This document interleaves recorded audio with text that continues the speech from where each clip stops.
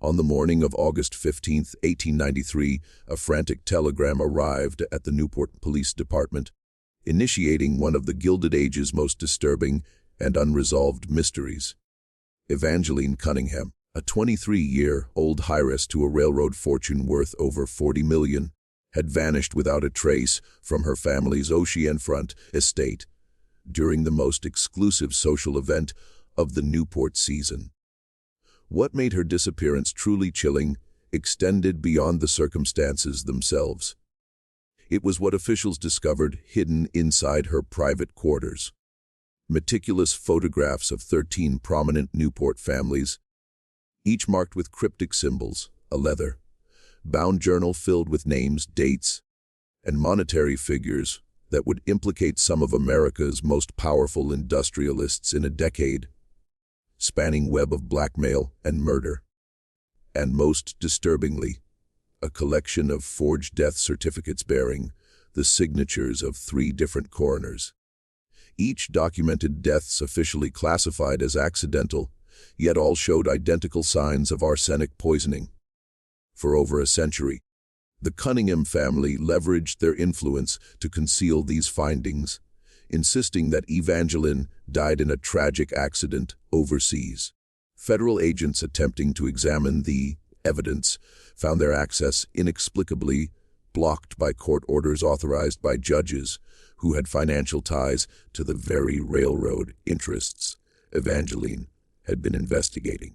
Local newspaper editors who initially pursued the story abruptly changed course after receiving visits from impeccably dressed men who spoke quietly about severe consequences for those who spread damaging gossip about respected citizens. But recently uncovered court documents and witness statements reveal a far more sinister picture of that August night in 1893. A treasure trove of letters found within the walls of a demolished Providence mansion suggests that Evangeline had been working with a network of private detectives, foreign correspondents, and even federal agents who were secretly constructing a case for what they termed the American conspiracy. A calculated campaign of murder and corruption that had infiltrated the highest levels of government and commerce. Before we continue with the story of Evangeline Cunningham and the shadowy secrets that may have cost her life, please subscribe to our channel and share in the comments which state or city you're listening from. We truly value hearing from our community of mystery enthusiasts who assist us in bringing these hidden truths to light. Tonight, we will present evidence suggesting that Evangeline isolated event, but part of a series of eliminations that claimed the lives of no than 37 individuals who secured what period documents called the Newport Compact. A secret agreement divided the nation's resources among themselves and were prepared to limit anyone for limiting those who were prepared to land and limit who Charlie was open like free full into their control. Newport in the summer of 1893 was the undisputed crown jewel of American high society. But beneath its glittering surface lay a complex network of secrets, rivalries, and simmering violence that would have stunned the American public had they known the truth. The coastal Rhode Island town had transformed from a modest colonial settlement into what the press called America's Monte Carlo, a playground where railroad barons, steel magnates, and shipping dynasties competed to outdo each other with displays of unimaginable wealth. The famous Bellevue Avenue had become a showcase of marble palaces, posing as summer homes, each more extravagant than the last, their construction having cost the lives of numerous immigrant workers, whose deaths were rarely recorded or investigated. The transformation of Newport into this gilded paradise had been carefully orchestrated by a small cluster of families who understood that concentrated wealth demanded not just business acumen, but also refined methods of social management. They had learned from the labor disputes and political battles of the 1870s and 1880s that public opinion could threaten their interests. Newport was their solution. A closed community where they could strategize business deals, arrange marriages for their children, and coordinate responses to threats without fear of outside scrutiny. The Cunningham family held a position of special prominence in this exclusive world. Harrison Cunningham had built his empire through the Baltimore and Newport Railroad, a network connecting major industrial centers of the Northeast that had become essential for moving coal, steel, and manufactured goods. By 1893, his wealth was estimated at over $40 million, equivalent to more than $1 billion in today's currency. But this figure represented only his declared assets. Private banking records, which would not surface until the 1970s, showed that Cunningham controlled shadow companies worth at least another $20 million, including mining operations in Colorado, timber firms in the Pacific Northwest, and shipping lines that operated under foreign flags to circumvent American labor regulations. The family's Newport estate, Windward Hall, stood imposingly on a 12-acre bluff overlooking the Atlantic. Its 68 rooms were filled with treasures gathered from across Europe. But the mansion also contained features few visitors ever saw. A private telegraph office, linked directly to railroad dispatch centers, a document vault with walls thick enough to withstand dynamite, and a network of underground tunnels connecting to similar facilities at neighboring estates. These features reflected the fact that Newport's social season was as much about orchestrating business strategies as it was about entertainment. But it was Harrison's daughter, Evangeline, who truly captivated Newport society, while simultaneously posing its most significant internal threat. Described by those who knew her as possessing an almost unearthly beauty, she had returned from 3 years at European finishing schools with an education that went far beyond what was considered appropriate for young women of her standing. She was fluent in 4 languages, had studied philosophy and literature at the Sorbonne, and possessed what her governess tactfully called an uncomfortably inquisitive mind. Even more troubling for her family's interests, she had also received training in accounting, business law,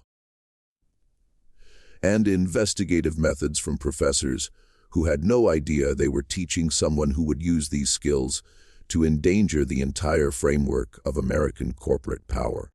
At 23, Evangeline had already rejected marriage proposals from 2 European counts and the son of a Pennsylvania steel magnate, much to her parents' growing alarm. But her refusals were not based on romantic feelings. They stemmed from her realization that each of these suitors had been chosen specifically because their families were entangled in the same web of corruption that her father's business empire depended upon. Through careful investigation, she had learned that the European counts represented banking interests that laundered profits from American industrial accidents, while the steel magnate's son was personally responsible for the deaths of over 40 workers in a series of preventable mine collapses. The summer of 1893 had been especially tense for the Cunningham family and for all of Newport's elite families. Harrison's health was declining, though few understood that his symptoms matched those of other business leaders who had begun to question the tactics of the Newport Compact.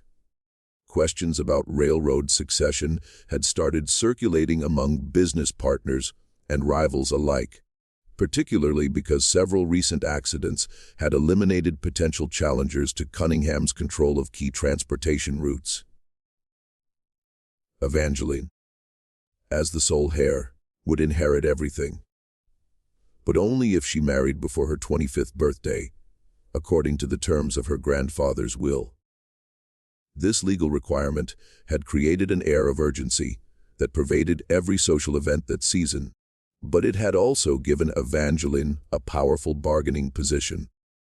She had quietly hinted to her parents' business associates that her cooperation with the marriage stipulation might depend on receiving satisfactory answers to certain questions about the family's business dealings. The broader context of 1893 added another layer of complexity to Newport's already intricate social dynamics. The nation was gripped by the Panic of 1893, a severe economic depression that had begun that spring when the Philadelphia and Reading Railroad Company collapsed, triggering a wave of bank failures and business bankruptcies. While the wealthy residents of Newport appeared largely insulated from the financial crisis, many fortunes were quietly eroding, and several prominent families had been forced to sell their mansions or retreat to smaller residences, though they maintained their public facade of prosperity. What the general public did not know was that the Panic of 1893 had been deliberately engineered by the Newport Compact as a means of strengthening their grip on American industry.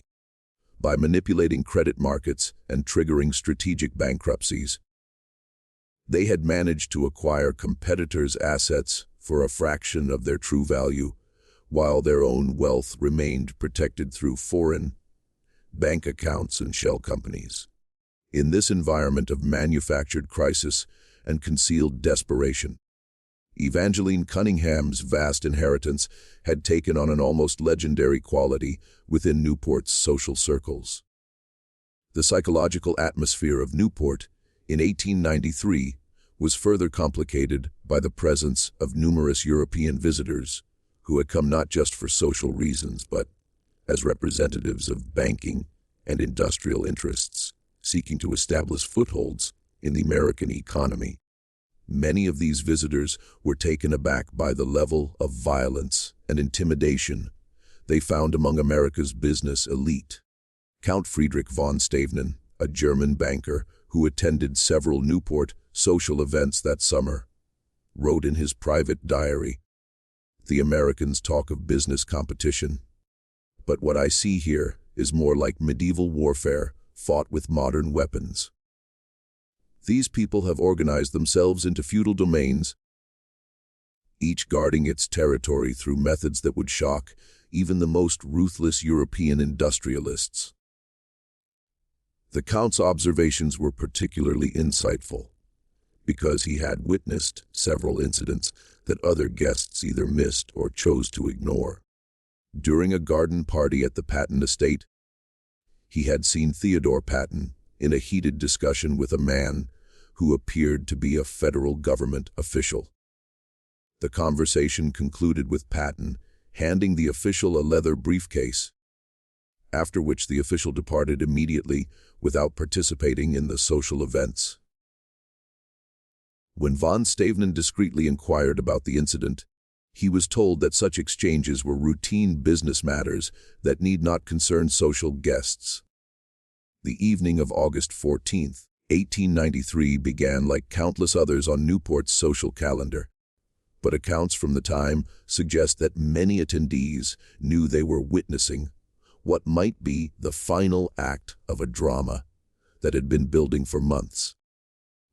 The Cunninghams were hosting their annual summer's end ball, a tradition that had become one of the most coveted invitations of the season, but also a gathering that served purposes far beyond social amusement.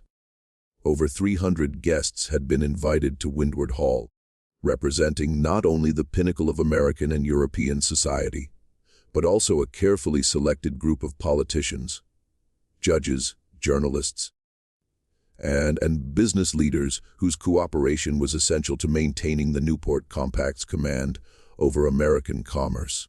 The mansion was ablaze with electric lights, still a novelty in 1893, and a display of technological sophistication that few private homes could match. The electrical system had been installed not just for lighting, but also to power a private telephone exchange that allowed the Cunningham family to maintain instant contact with railroad dispatch centers, stock exchanges, and telegraph offices across the country. Chinese lanterns illuminated the terrace gardens that sloped down toward the ocean, But concealed among the decorative lights were calcium lamps that could instantly flood the entire estate grounds with light if security concerns arose. The guest list for that evening revealed the true nature of Newport's social structure. Among those present were Senator Marcus Hale of Pennsylvania, who had consistently voted against railroad safety legislation, Judge Cornelius Wetherbe of the Rhode Island Supreme Court, who had dismissed numerous lawsuits against industrial companies, and Dr. Edmund Sheffield, the state medical examiner, whose death certificates had allowed dozens of industrial accidents to be classified as acts of God rather than corporate negligence. Also in attendance were 3 foreign diplomats whose governments had been quietly negotiating trade agreements that would give American corporations preferential access to overseas markets in exchange for substantial private payments to European officials. Evangeline appeared that evening in a gown of pale blue silk, wearing the famous Cunningham sapphires, a necklace worth more than most people would earn in several lifetimes, but which also held a hidden compartment containing several of her most damaging pieces of evidence against the Newport Compact. Those who spoke with her later remembered that she seemed unusually animated, almost excited, though several guests noted an underlying tension in her manner that suggested she was preparing for some decisive action. Mrs. Eleanor Sedgwick, wife of a Boston banking magnate who had herself been investigating irregularities in railroad financing, would later tell investigators that Evangeline had drawn her aside during the first waltz, whispering urgently, "Eleanor, if anything should happen to me tonight, remember that you saw me speaking with Theodore Patton near the conservatory. Remember the time, it was exactly 9:15, but more importantly, remember that I gave you this." At that moment, Evangeline had slipped a small key into Mrs. Sedgwick's gloved hand, adding, "Post Office Box 247 in Providence. The combination is my birthday in reverse. Whatever you find there, make sure it gets to the Boston Herald and the New York World at the same time." Theodore Patton was a 34-year-old heir to a Pittsburgh steel fortune and one of Evangeline's most persistent suitors. But his interest in marriage was driven by business concerns rather than romantic affection. Known for his volatile temper and gambling debts exceeding 200 zlotys, Patton had been pressuring the Cunningham family for months to allow him to court Evangeline formally. What few people knew was that Patton's debts were owned by the Newport Compact itself, having been purchased from his original creditors as a way to guarantee his cooperation with the organization's activities. That evening, witnesses observed several heated conversations between Patton and Harrison Cunningham, though the content of these discussions remained private. However, James Wetherbe, the judge's son and a junior partner in the Cunningham railroad business, was positioned where he could hear parts of these exchanges.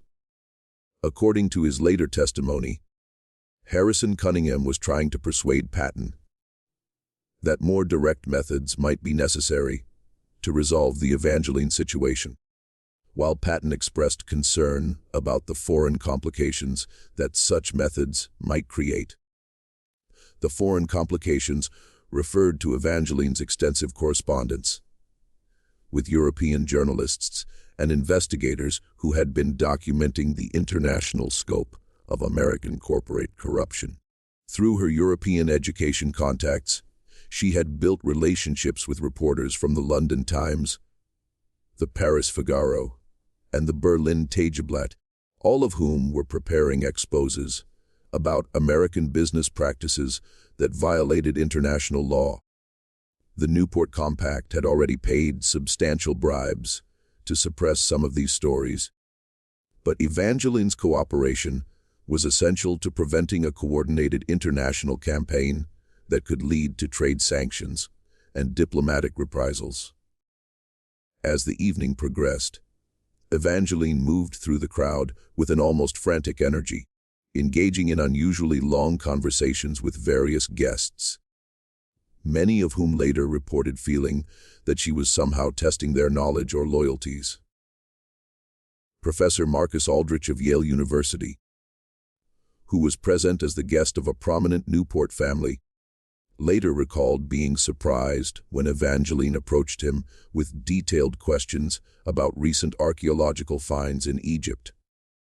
She seemed particularly interested in methods for preserving documents and artifacts for long periods. He would later tell authorities. She asked specifically about waterproof containers and whether organic materials could survive being buried in coastal soil for decades or even centuries. Dr. Sheffield, the medical examiner, found himself engaged in what he initially thought was casual conversation about forensic medicine, but which he later realized had been a sophisticated interrogation about methods for detecting various poisons and drugs in decomposed remains. Evangeline had shown knowledge of forensic techniques that went far beyond what any society lady should possess, asking specific questions about how long different substances remained detectable in human tissue and whether certain toxins could be mistaken for natural diseases. At approximately 10:30 p.m., during the peak of the evening's festivities, Evangeline excused herself from the ballroom, saying she needed to retrieve a family heirloom from her private chambers to show to Count von Stavenen, who had expressed interest in American railroad history. This was not unusual behavior. The Cunninghams were known for their impromptu displays of their art collection and historical papers. However, what was unusual was that Evangeline specifically asked that no servants accompany her, insisting she could manage alone and wanted to select the items herself. What guests did not know was that Evangeline's request to show historical documents to Count von Stavenen was actually a coded signal she had arranged weeks earlier. The Count was not just a casual visitor, but a representative of European banking interests who had been looking into American railroad financing irregularities at the request of several German investors who suspected they were being cheated. Evangeline had been secretly providing him with information about the Newport Compact's international operations, and her mention of retrieving documents was his signal to prepare for the final transfer of evidence that would expose the conspiracy to European authorities. The last confirmed sighting of Evangeline Cunningham was by James Wetherbe, who saw her on the mansion's grand staircase at 10:45 p.m. According to Wetherbe's detailed testimony, Evangeline was descending the stairs quickly, carrying what looked like a small leather case or portfolio, along with a larger canvas bag that seemed to hold bulky items. When he offered to escort her back to the ballroom, she declined, saying, "There are some truths that are more important than social propriety, James. Some secrets can no longer be kept. Your father will understand soon enough what I mean." Wetherbe recalled that Evangeline's manner was not fearful, but rather determined and almost exhilarated, as if she was finally taking action on something she had been planning for a long time. She had also made a cryptic comment about insurance policies that had already been activated, adding that certain letters were posted this afternoon that will ensure the truth survives regardless of what happens to me tonight. When Evangeline failed to return to the ballroom after an hour, her mother, Constance Cunningham, sent servants to check her chambers. They found her room empty with clear signs of hasty packing. A window overlooking the ocean was open, and several valuable items were missing, including a significant amount of jewelry and cash. Most mysteriously, Evangeline's private safe had been opened, not forced, but opened with the correct combination, and whatever documents it had contained were gone. However, The servants also found evidence suggesting that the room had been searched by multiple people after Evangeline's departure. Furniture had been moved slightly. Hidden compartments had been located and examined. Even the floorboards showed signs of having been pried up and then carefully replaced. This suggested that whatever Evangeline had taken from her safe, other parties had known of its existence and had conducted their own search for additional materials she might have left behind. The immediate response to Evangeline's disappearance revealed the complex web of relationships and rivalries that defined Newport's Gilded Age society. But it also showed the sophisticated methods that America's wealthiest families had developed for controlling information and managing potential scandals. Harrison Cunningham's first instinct was to control the narrative, immediately hiring private investigators from the Pinkerton Detective Agency instead of relying solely on local law enforcement.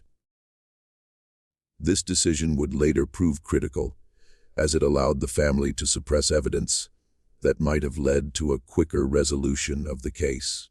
But it also revealed how much local authorities had already been compromised by corporate influence. The Pinkerton agents, led by Detective Captain William Harrington, began their investigation by examining Evangeline's personal effects and questioning the mansion staff.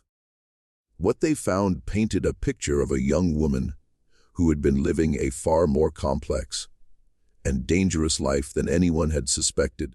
Hidden compartments in her writing desk revealed correspondence with lawyers, bankers, federal investigators, and what appeared to be private detectives from as far away as Chicago, San Francisco, and even London and Paris.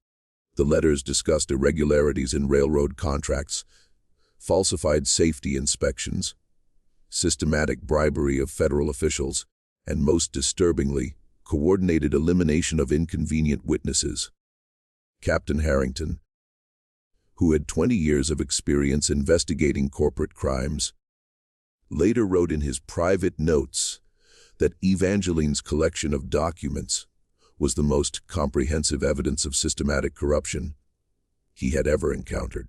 Her files contained not just accusations and suspicions, but actual copies of forged documents, photographs of secret meetings, and what appeared to be detailed financial records, showing the flow of bribe money through various shell companies and foreign bank accounts.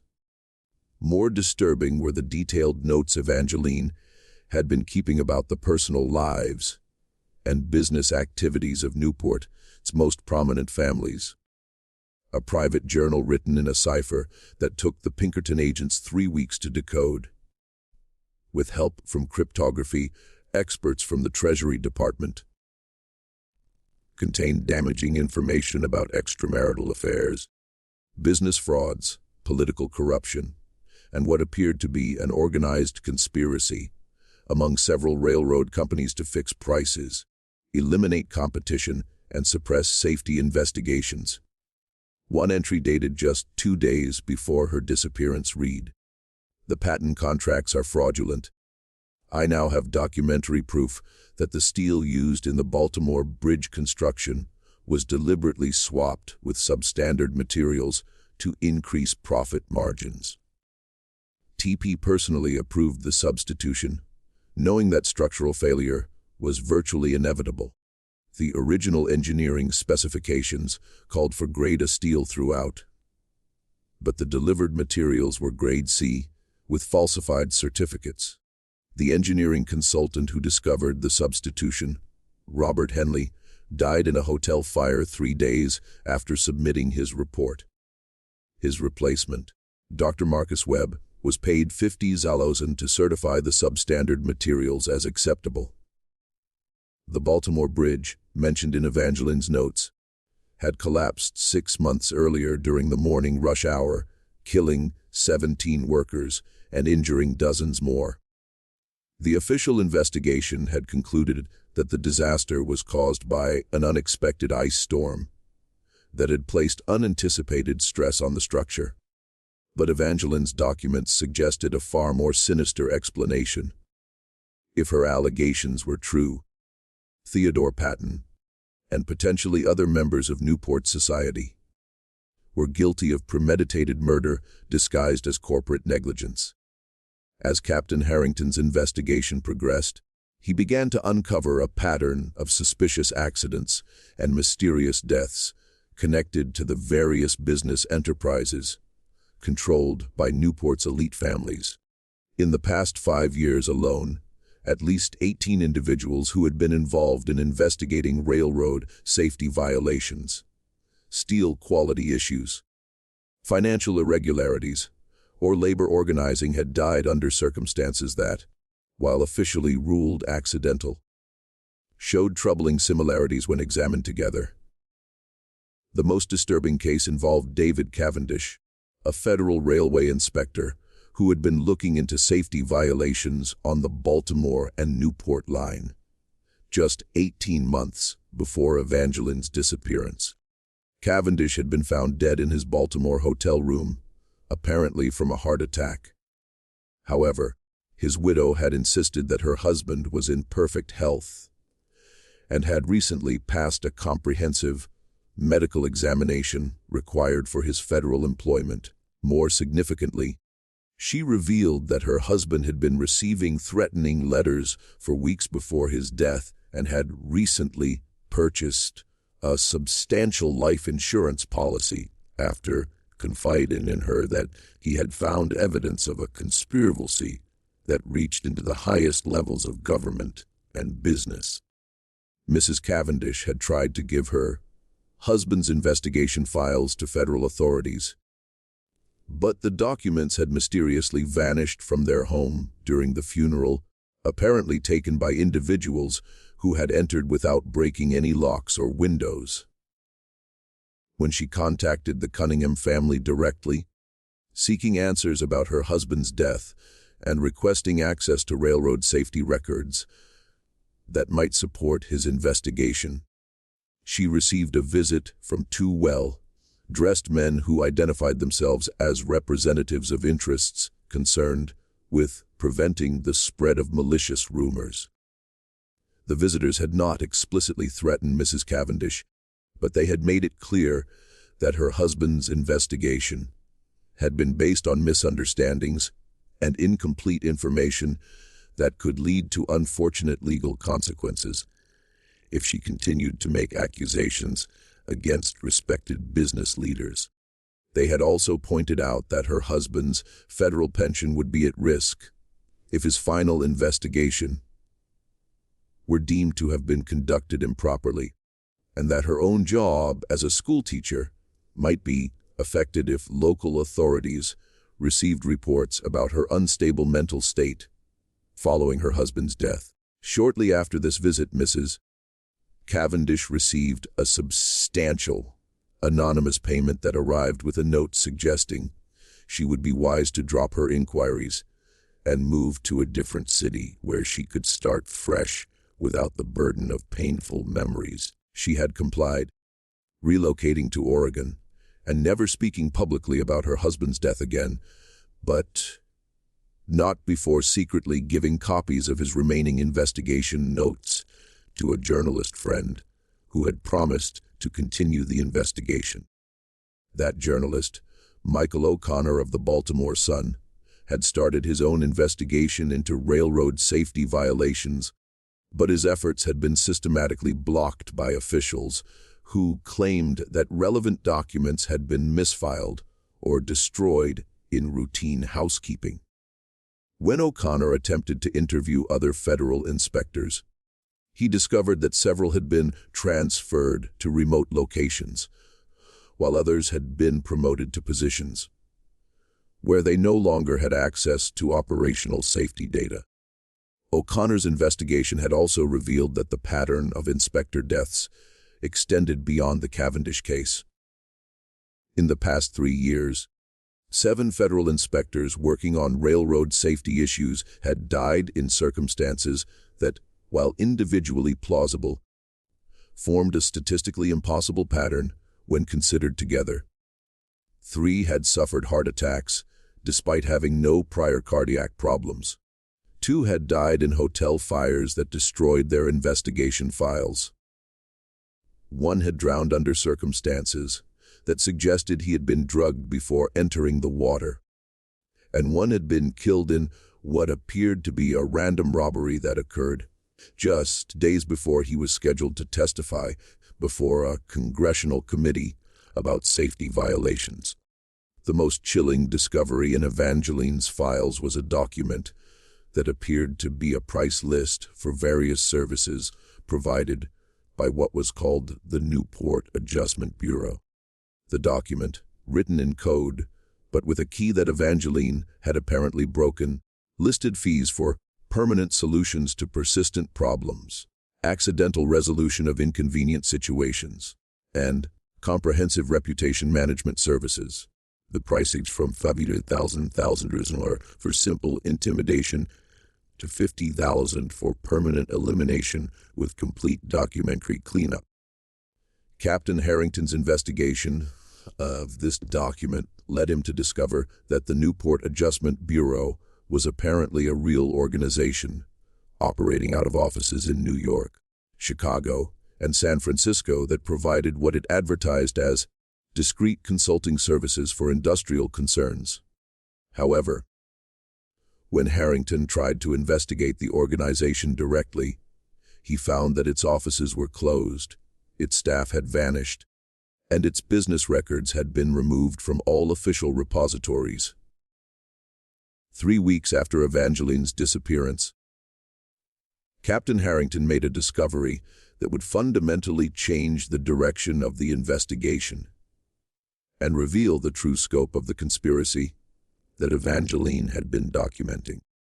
While examining the grounds of Windward Hall with greater care, using techniques he had learned during his military service for tracking hidden enemy positions, he noticed that the soil in a particular section of the estate's extensive garden showed signs of having been recently disturbed. The area was located near the mansion's conservatory, close to where Evangeline had reportedly been seen speaking with Theodore Patton earlier in the evening. But it was also positioned where it could be seen from several windows of the mansion, suggesting that whoever had disturbed the soil had been either extremely bold or confident that they would not be interrupted, using specialized excavation techniques that were just beginning to be used in criminal investigations. Harrington and his team carefully dug up the site. What they found was not Evangeline's body, but something equally significant and far more dangerous to the perpetrators. A waterproof metal container, buried about 4 feet underground, wrapped in oiled canvas and sealed with wax to prevent moisture damage. Inside were copies of the documents that had vanished from Evangeline's safe, along with additional materials that painted an even more damning picture of corruption among Newport's elite families and revealed the international scope of their criminal activities. The buried archive contained detailed financial records showing systematic embezzlement from the Baltimore and Newport Railroad's worker pension fund, forged safety inspection certificates for at least 12 major construction projects across the Northeast, evidence of bribery involving federal officials, judges, and local politicians, and most shocking of all, detailed correspondence with European criminal organizations that specialized in what the documents euphemistically termed industrial problem resolution. According to Evangeline's documentation, what she had labeled the Newport Compact was not just a business conspiracy, but an American branch of an international network of wealthy families who had been coordinating their activities at national borders across national borders since the 1870s. The compact included the Cunninghams, the Pattons, and 5 other American families, but it also maintained formal relationships with similar organizations in England, Germany, France, and even Russia. These international connections allowed them to launder money, hide assets, eliminate inconvenient individuals in multiple countries, and manipulate commodity markets on a global scale. The most detailed document in the archive was a comprehensive organizational chart that revealed the full structure of the Newport Compact's operations. At the top level were the 7 American families, each controlling specific industrial sectors: railroads, steel production, coal mining, shipping, banking, textiles, and agricultural commodities. Below them were dozens of subsidiary organizations, private detective agencies, legal firms, medical practices, newspaper companies, and what appeared to be several funeral establishments that specialized in discrete body disposal. One particularly disturbing section of the archive documented what Evangeline had called the American Death List, a comprehensive record of individuals who had been eliminated by the Newport Compact since its formation in 1877. The list included federal investigators, journalists, labor organizers, business competitors, and even family members who had threatened to expose the organization's activities. Each entry included the person's name, occupation, the specific threat they posed, the method used to eliminate them, and the cost of the operation. The death list revealed that the Newport Compact had been responsible for at least 43 murders over 16 years, using methods that ranged from poisoning and staged accidents to what appeared to be hired assassinations, disguised as random crimes. The victims included not only American citizens, but also several Europeans who had been investigating American business practices at the request of their governments. Among the most shocking entries was the death of Congressman William Hayes of Ohio, who had been leading a congressional investigation into railroad safety violations. Hayes had died in 1891 of what was officially ruled a heart attack.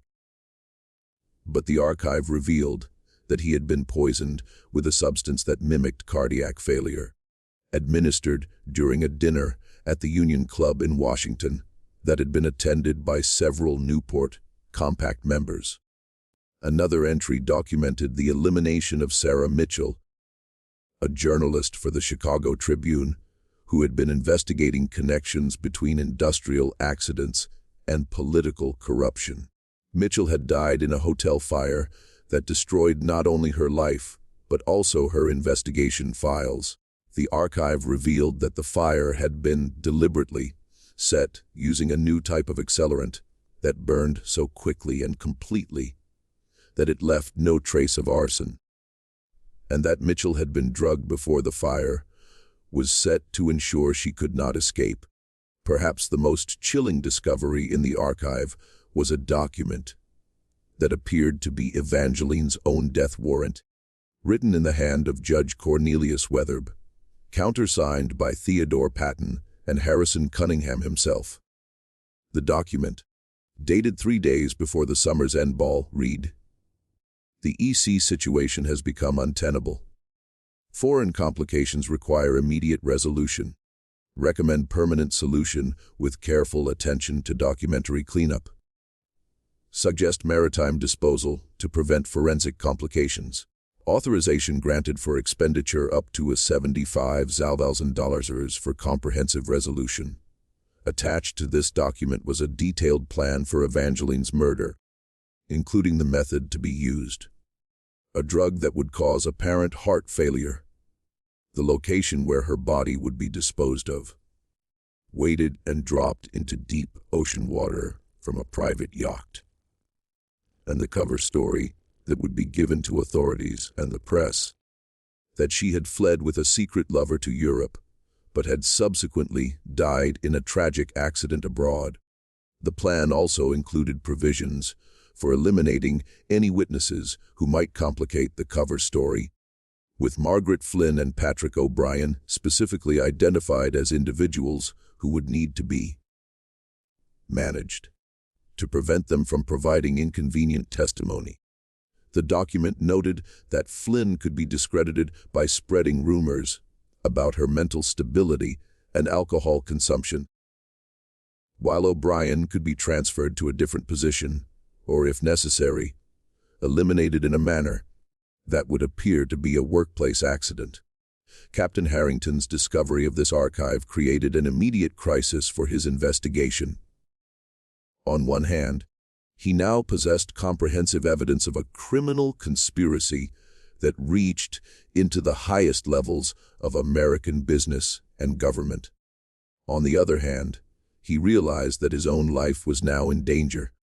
As the archive made clear that the Newport Compact had extensive resources for eliminating threats and had already shown their willingness to kill federal investigators, Harrington's concerns proved to be well-founded.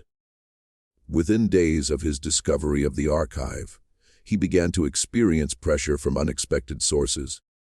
His superiors at the Pinkerton Agency suggested that he was pursuing unproductive lines of inquiry and recommended focusing on the theory that Evangeline had simply fled with a secret lover. When Harrington refused to drop his investigation, pointing out that the evidence clearly indicated a murder conspiracy, he was told that the Cunningham family had complained about his harassment of their associates and had requested that he be removed from the case. More ominously, Harrington began to receive subtle but unmistakable threats. His hotel room was searched while he was conducting interviews.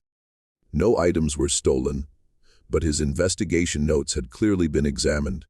He received anonymous letters suggesting that his wife and children in Chicago might be safer if he concluded his investigation quickly and returned home. Most disturbing of all, he found that someone had been making inquiries about his personal finances, family background, and potential vulnerabilities that could be exploited if more direct methods of influence proved necessary. Recognizing that his position had become untenable, Harrington made a decision that probably saved his life, but also ensured that the truth about Evangeline's disappearance would remain hidden for decades. He secretly made multiple copies of the most important documents from the archive, hiding them in various locations and arranging for them to be delivered to trusted associates if anything happened to him. He then officially concluded his investigation with a report that largely supported the theory that Evangeline had fled voluntarily, while privately continuing to investigate the case through unofficial channels.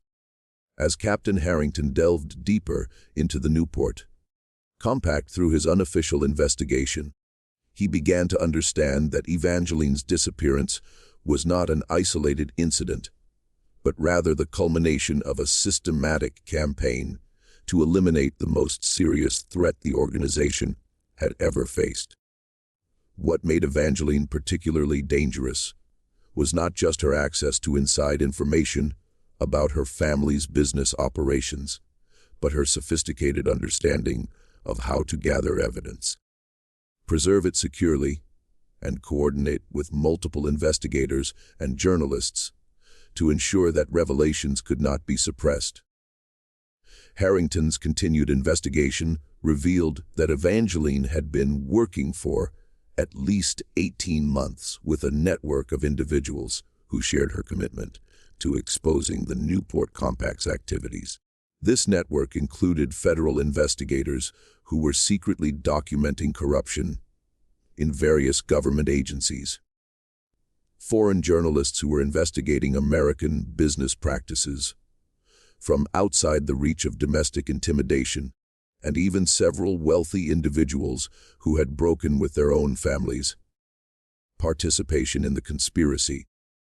The most significant member of this network was Dr. Helena Ashford, a physician and social reformer who had been investigating the connection between industrial accidents and inadequate medical care for workers.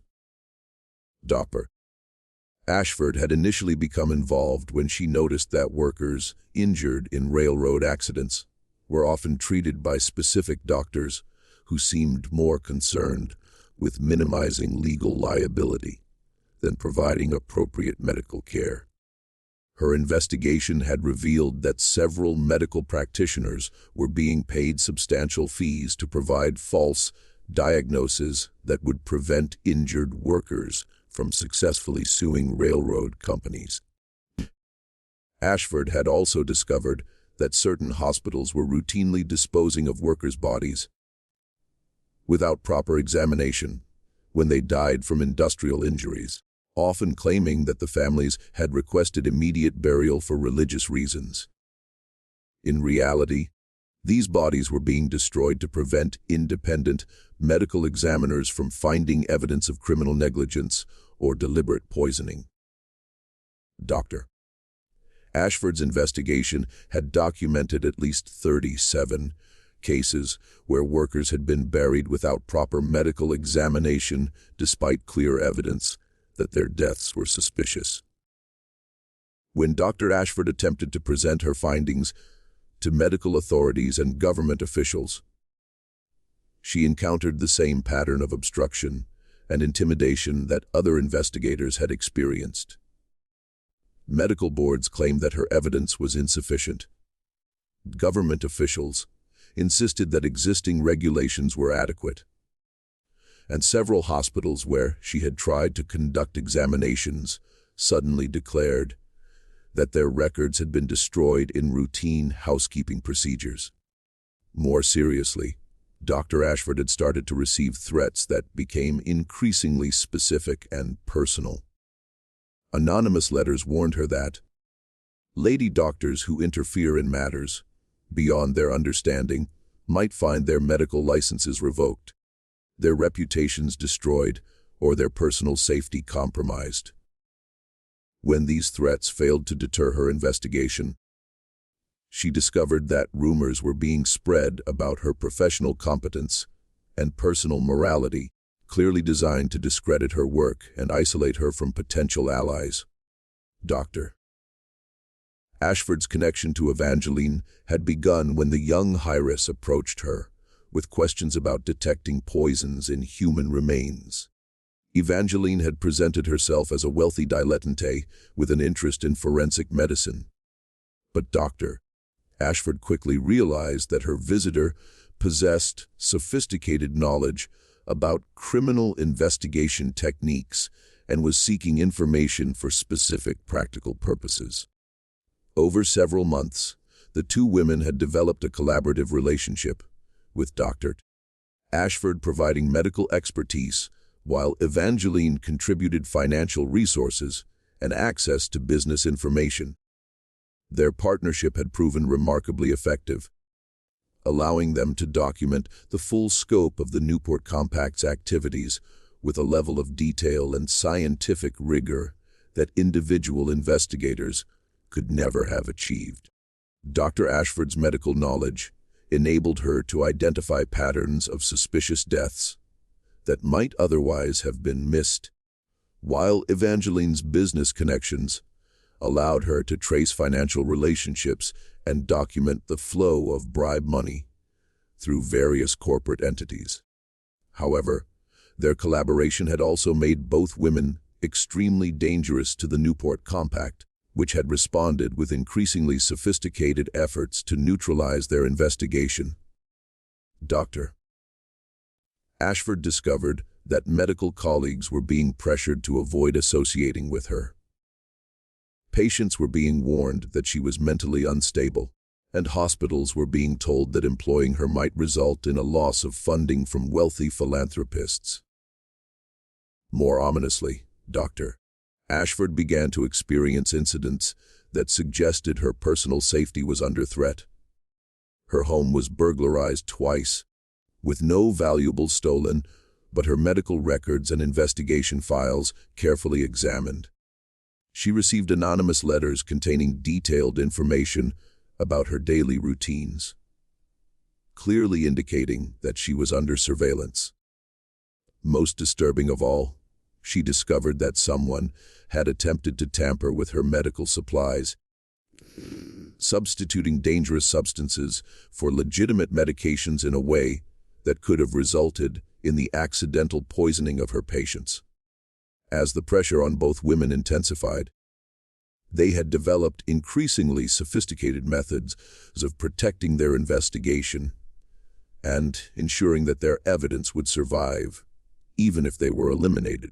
Evangeline had established the network of safety deposit boxes and foreign contacts that Captain Harrington had discovered, while Dr. Ashford had created her own system of hidden archives and automatic disclosure procedures. However, their most important innovation was the development of what they called the insurance policy, a comprehensive document, but it also compacted criminal activities, but also provided evidence of the organization's efforts to suppress investigation and eliminate witnesses. This document was designed to be so damaging and comprehensive that its release would inevitably result in federal investigations, international diplomatic consequences, and criminal prosecutions that could not be suppressed through bribery or intimidation.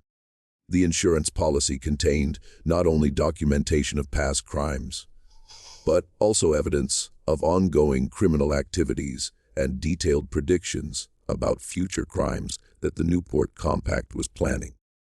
This predictive element was crucial because it meant that if Evangeline and Dr. Ashford were eliminated, the subsequent fulfillment of their predictions would provide compelling evidence that their other allegations were accurate. On the evening of the summer's end ball, Evangeline had carried a copy of the insurance policy in the leather case that James Weatherby had seen her carrying down the mansion staircase. Her plan was to present this document to the assembled members of the Newport Compact, demanding that they confess their crimes and make restitution to their victims.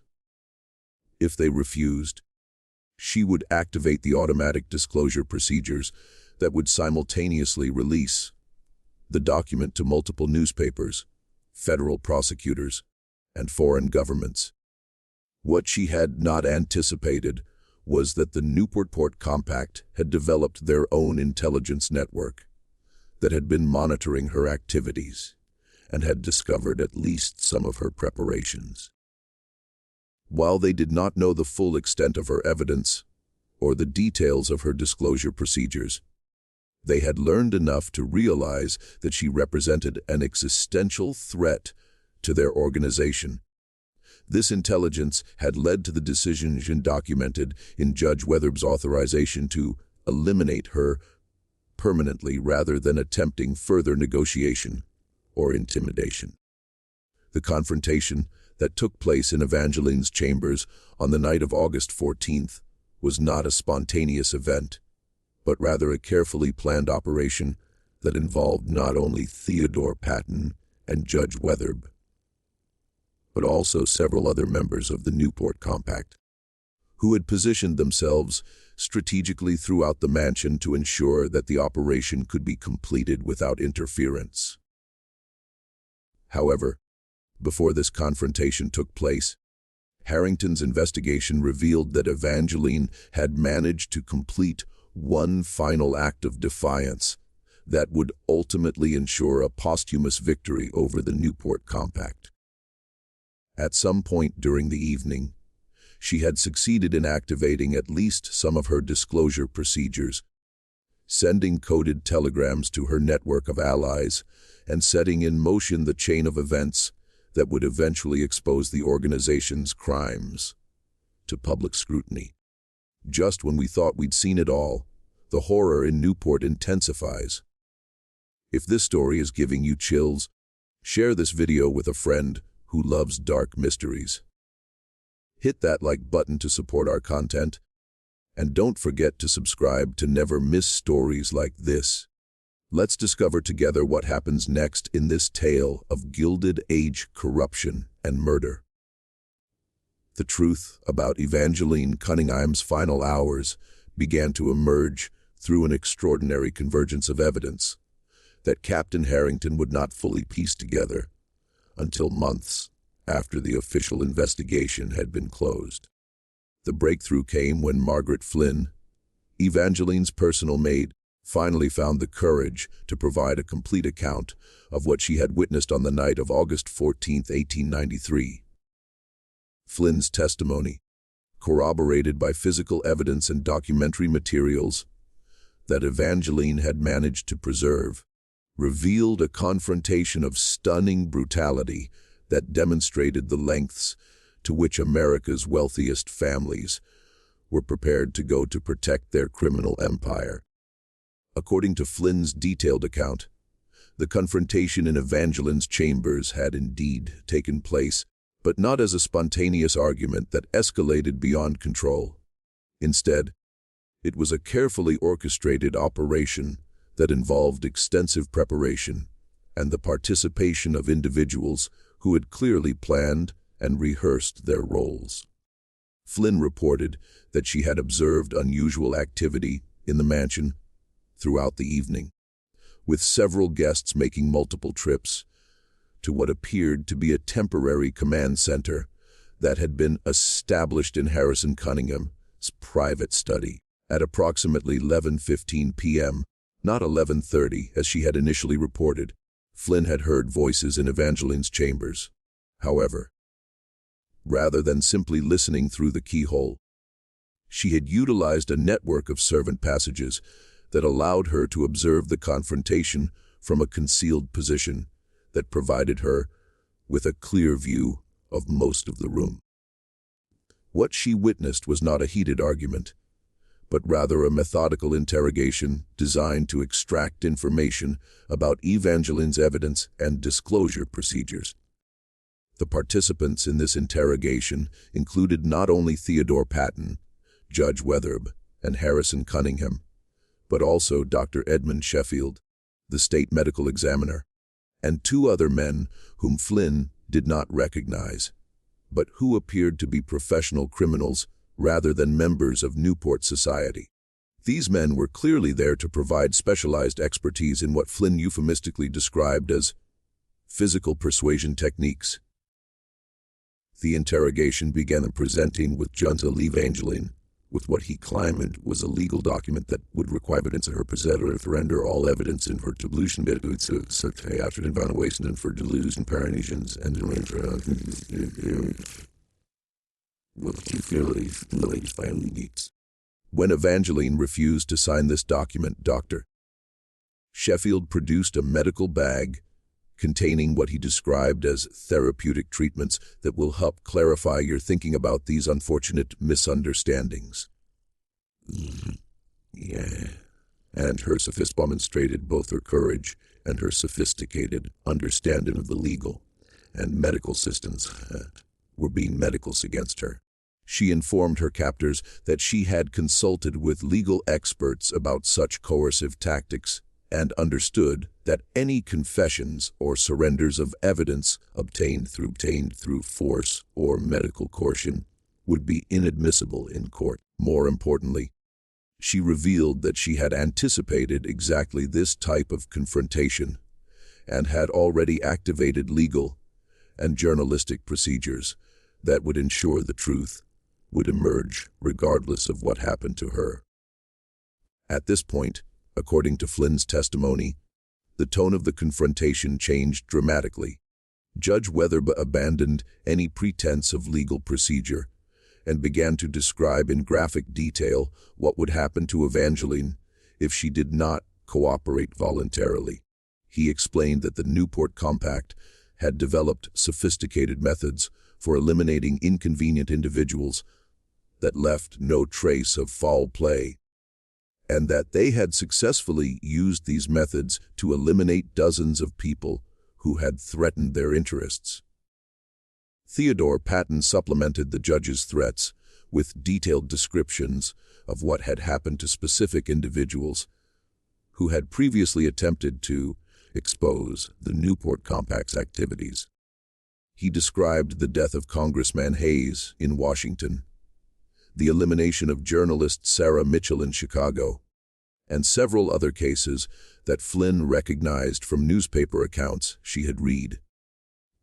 Patton's knowledge of these cases was so detailed and intimate that it was clear he had been personally involved in planning and executing these murders. However, Evangeline's response to these revelations surprised her interrogators and demonstrated that she had understood far more about their organization than they had realized. She informed them that she had spent months documenting their involvement in these specific cases and had already provided detailed evidence about each murder to her network of investigators and journalists. She also revealed that she possessed evidence of their international connections, including correspondence with European criminal organizations and documentation of murders that had been committed in foreign countries. Most significantly, Evangeline revealed that she had evidence of the Newport Compact's involvement in what she termed the Philadelphia incident, a train derailment that had killed over 40 passengers and had been officially attributed to mechanical failure.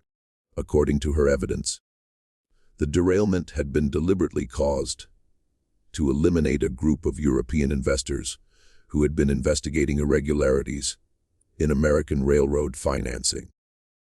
The investors had been traveling together on a specific train, making them an ideal target for what appeared to be a tragic accident.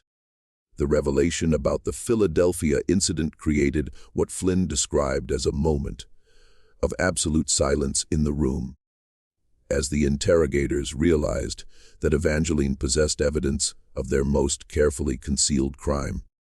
This incident had involved not only multiple murders, but also the destruction of evidence that belonged to foreign governments, creating the potential for international diplomatic crises and criminal prosecutions that could not be controlled through domestic corruption.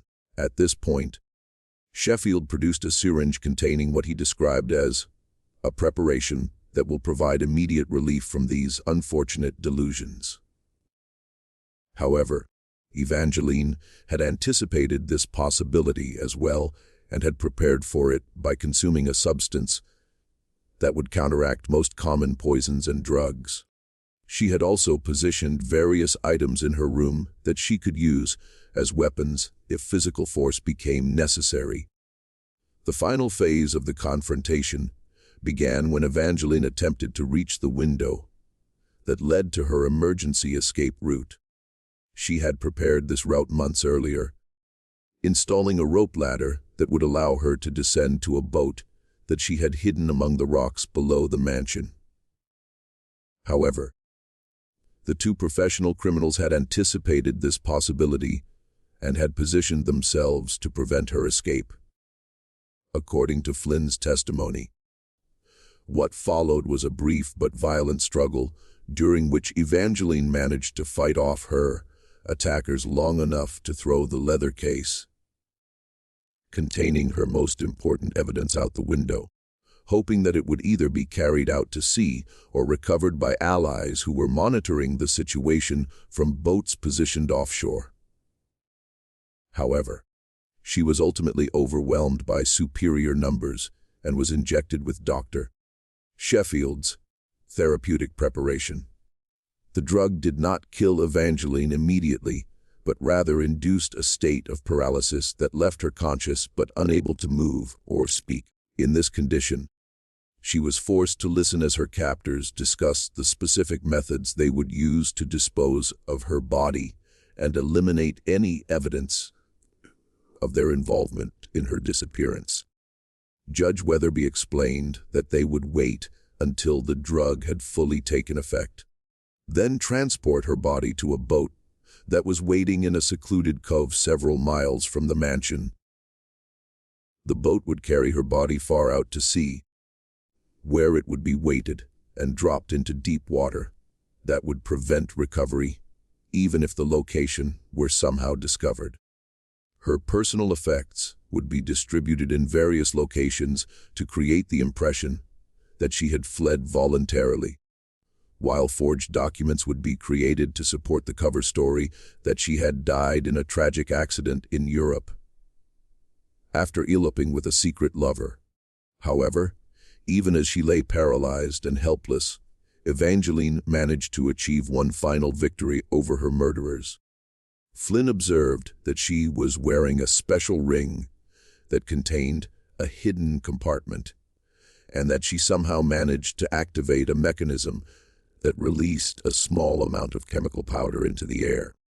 This powder had been designed to react with specific substances, to create a distinctive odor that would be detectable for several days, even after attempts to clean the room. More importantly, Flynn realized that the powder had been formulated to adhere to clothing and skin, meaning that anyone who was present during its release would carry traces of the chemical for weeks afterward. This would provide evidence that could potentially identify Evangeline's murderers, if investigators were sophisticated enough to detect and analyze the chemical traces. Flynn's final observation was perhaps the most significant for understanding the full scope of the Newport Compact's criminal enterprise. As the effects of the drug began to overwhelm Evangeline, Judge Wetherb made a telephone call using the private line in her room. Flynn could hear only one side of the conversation, but it was clear that the judge was reporting the success of the operation to someone who was not present in the mansion. The conversation included references to the Chicago situation and the London complications, suggesting that the Newport Compact was simultaneously conducting similar operations in multiple locations.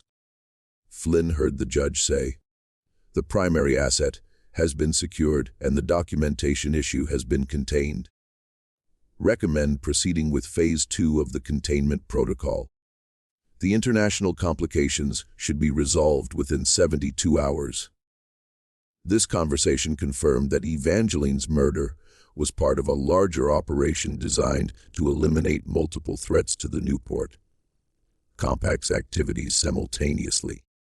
The organization had apparently identified several individuals in different locations who possessed dangerous evidence and had coordinated their elimination to prevent any surviving witnesses from piecing together the full scope of their crimes.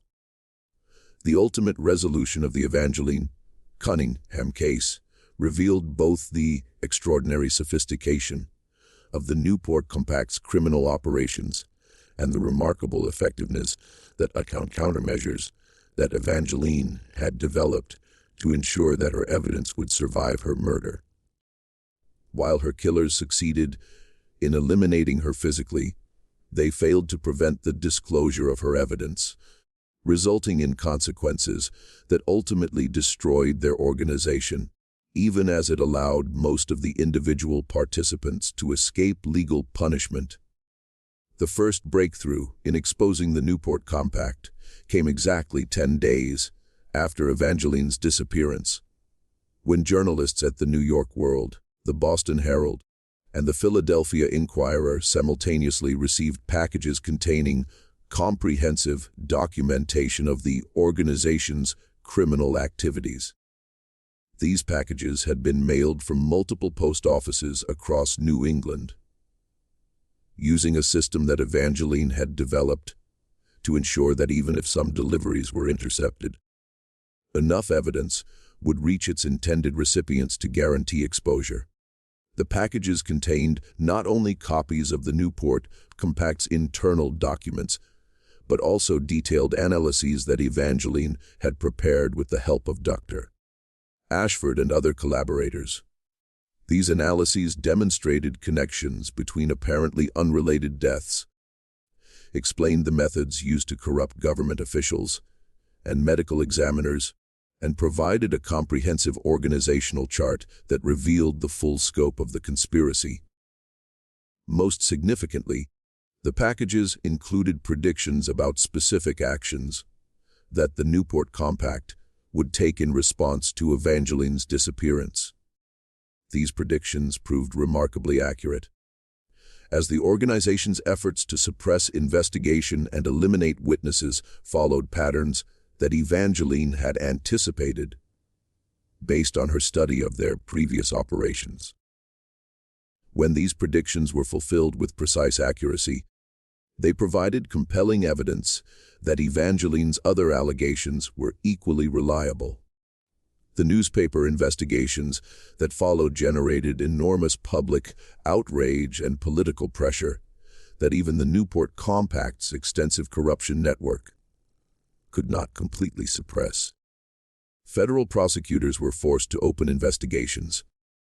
Congressional committees demanded hearings, and international diplomatic pressure began to mount as European governments realized that their citizens had been murdered by American business interests. However, the legal consequences for individual members of the Newport Compact were surprisingly limited, demonstrating the extent to which wealth and political influence could shield criminals from prosecution, even when their crimes were extensively documented and publicly revealed. Harrison Cunningham died of what was officially reported as a heart attack just 2 weeks after the first newspaper stories appeared. Though the rapid onset of his symptoms and the circumstances of his death were consistent with poisoning, his death eliminated the prosecutor's most important potential witness and made it difficult to pursue charges against other organization members. Theodore Patton fled to Argentina just days before federal marshals arrived to arrest him, using financial resources and transportation networks that the Newport Compact had established for exactly such emergencies. He lived under an assumed name on a remote estate until his death in 1923, never returning to the United States, but continuing to coordinate with other organization members through encrypted correspondence and financial transfers. Judge Weatherd was quietly removed from the bench and retired to a private estate in California, officially due to health concerns, but actually as part of a negotiated agreement that allowed him to avoid prosecution in exchange for providing limited information about the organization's judicial corruption activities. However, the information he provided was carefully selected to protect the most important participants while sacrificing lower-level associates who had become liabilities. Dr. Sheffield, the medical examiner, committed suicide rather than face prosecution, but not before destroying extensive records that would have provided evidence of his involvement in covering up numerous murders. His death was itself suspicious, as he was found in his office with a gunshot wound that could have been either self-inflicted or administered by someone seeking to prevent him from revealing information about other organization members. Of the 7 families identified as Newport Compact members, only 2 faced serious legal consequences, and even these were limited to financial penalties and social ostracism rather than criminal prosecution. 3 family patriarchs died under suspicious circumstances within months of the revelations, apparently victims of the same elimination methods they had used against their own enemies. The remaining families used their wealth and political connections to avoid prosecution, though their reputations were permanently damaged and their business operations were severely disrupted. The most tragic aspect of the case was the systematic elimination of witnesses and potential informants that followed the public revelations. Margaret Flynn, whose testimony had been crucial to understanding Evangeline's fate, disappeared shortly after giving her statement to investigators. She was reportedly seen boarding a train to Chicago, carrying a suitcase and what appeared to be a substantial amount of cash. But no further trace of her was ever found despite extensive searches by both law enforcement and private investigators. Patrick O'Brien, the night watchman whose observations had corroborated Flynn's testimony, died in what was ruled an accidental drowning 3 months after the investigation concluded. However, the circumstances of his death: he was found in a mill pond, despite being an experienced swimmer who had no reason to be in that location. suggested that he had been murdered to prevent him from providing additional testimony. Dr. Helena Ashford, who had been Evangeline's primary collaborator in documenting the Newport Compact's activities, survived longer than most witnesses, but was ultimately eliminated in a manner that demonstrated the organization's sophisticated methods. She died in what appeared to be a laboratory accident, apparently overcome by chemical fumes while conducting research. However, investigation of the accident revealed that her laboratory's ventilation system had been deliberately sabotaged in a way that required extensive technical knowledge and careful planning. The elimination of witnesses continued for several years after the initial revelations, creating a pattern of deaths that was clearly deliberate but sufficiently spread out over time and geography to avoid attracting attention from law enforcement agencies that were not specifically looking for connections. In total, at least 15 individuals who had provided evidence or assistance related to the Evangeline Cunningham investigation died under suspicious circumstances between 1893 and 1897. However, the most significant long-term consequence of the case was the gradual transformation of investigative journalism and federal law enforcement that resulted from the techniques that Evangeline had pioneered. Her methods of gathering evidence, preserving it securely, and coordinating with multiple investigators and journalists became standard practices for reporters investigating powerful interests. Several prominent journalists of the early 20th century cited the Newport Compact exposé as their inspiration for entering the field and credited Evangeline's techniques with making their own investigations possible. The federal government also began to develop more sophisticated methods for investigating corporate crimes and political corruption, partly in response to the evidence that the Newport Compact had been able to operate for over 15 years without detection, despite committing dozens of murders and stealing millions of dollars. New agencies were created with specialized expertise in financial crimes, interstate criminal conspiracies, and the corruption of government officials. Perhaps most importantly, the international diplomatic consequences of the case led to the development of new treaties and agreements designed to prevent American businesses from committing crimes against foreign citizens with impunity. Several countries established special investigative units to monitor American business activities within their borders, and international cooperation in criminal investigations was significantly enhanced. The Cunningham fortune was eventually inherited by distant relatives who had no connection to the railroad business and no knowledge of the Newport Compact's activities. These relatives sold most of the family's business interests and used the proceeds to establish charitable foundations focused on worker safety and industrial accident prevention. Fitting memorial to the 17 workers who had died in the Ballroom collapse and the victims of corporate negligence. Windward Hall, the mansion where Evangeline had been murdered, was sold and converted into a luxury hotel. Though the business struggled due to persistent reports of unexplained phenomena in the rooms that had once been Evangeline's private chambers.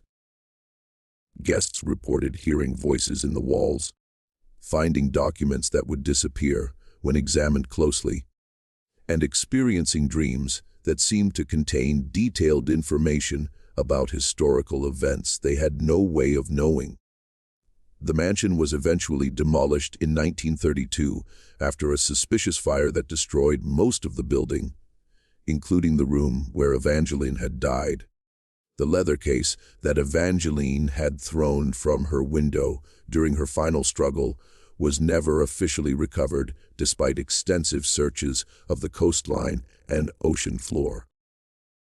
However, There are persistent rumors that it was actually found by local fishermen who recognized its importance and secretly turned it over to federal investigators. According to these rumors, the case contained evidence of even more extensive corruption, possibly involving federal politicians, Supreme Court justices, and international business conspiracies that extended far beyond the Newport Compact's American operations. Some historians believe that this additional evidence was suppressed by federal authorities, who concluded that its revelation would cause such extensive political and economic disruption that it would threaten the stability of the American government itself. According to this theory, certain government officials made a calculated decision to prosecute lower-level participants in the Newport Compact, while protecting higher-level figures whose exposure would have created an unmanageable political crisis. The most persistent mystery surrounding the case concerns the ultimate fate of what Evangeline had termed the insurance policy. The comprehensive document that detailed not only past crimes, but also predicted future activities of the Newport Compact. While portions of this document were clearly included in the materials that reached newspapers and prosecutors, there were indications that additional sections existed that were never publicly revealed. Contemporary observers noted that several specific predictions included in the revealed portions of the insurance policy were fulfilled with remarkable precision in the years following Evangeline's death. But other predictions that were referenced in private correspondence were never publicly disclosed. This suggests that some portions of the document may have been suppressed by authorities who recognized that their revelation would have consequences extending far beyond the prosecution of the Newport Compact members. In the end, Evangeline Cunningham's story serves as both an inspiration and a warning about the possibilities and limitations of individual courage in confronting systematic corruption.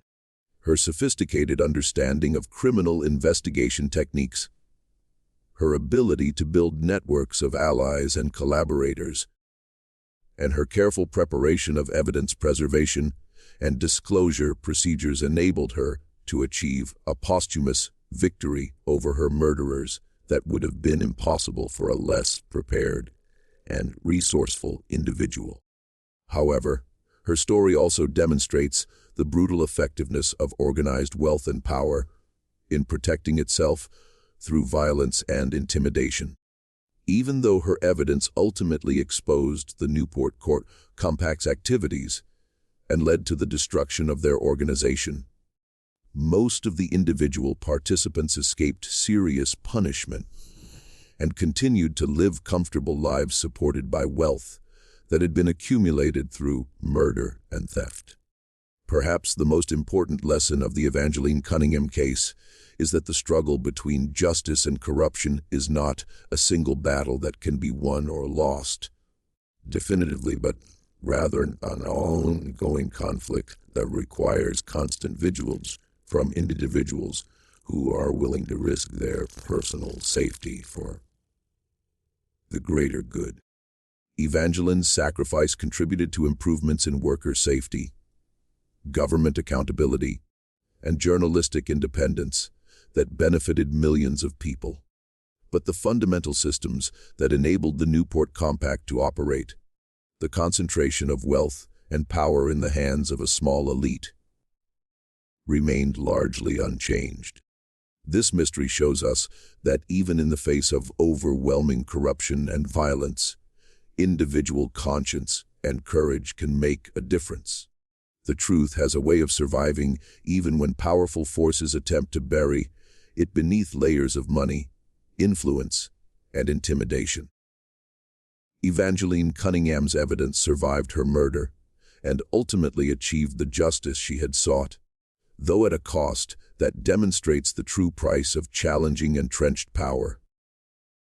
What do you think of this story? Do you believe everything was revealed? Or might there be more secrets still hidden in the archives of America's wealthiest families? The techniques that Evangeline developed for investigating corporate crimes are still used by journalists and law enforcement agencies today, suggesting that her legacy continues to threaten those who would use wealth and power to exploit and harm others. Leave your comment below about what you think really happened to that missing leather case, and whether similar conspiracies might still be operating today. If you enjoyed this tale and want more historical mysteries like this, subscribe, hit the notification bell, and share with someone who loves dark stories from America's past. See you in the next one.